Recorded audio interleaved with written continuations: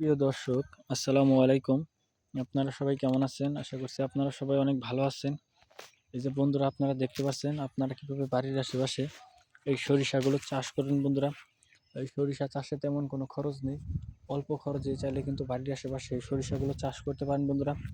এই সরিষার মধ্যে রয়েছে প্রচুর পরিমাণে ভিটামিন বন্ধুরা, যা খেলে বন্ধুরা আপনারা অনেক উপকার পাবেন বন্ধুরা। আমাদের গ্রামগঞ্জের কৃষকেরাই কিন্তু বাড়ির আশেপাশে এগুলো চাষ করে থাকে।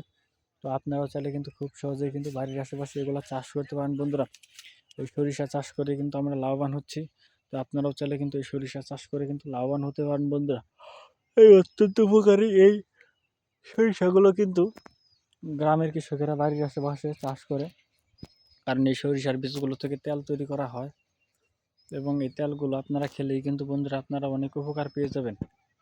কারণ এই অত্যন্ত উপকারী এই সরিষাগুলো কিন্তু খাওয়ার পর দেখবেন যে আপনাদের শরীর স্বাস্থ্য ভালো থাকবে এবং আপনারা অনেক উপকারও পাবেন বন্ধুরা। তো বন্ধুরা, যদি আমাদের এই ভিডিওটি ভালো লেগে থাকে তাহলে বন্ধুরা অবশ্যই আমাদের এই ভিডিওতে একটি লাইক করবেন এবং কমেন্টে আপনাদের মতামত জানাবেন।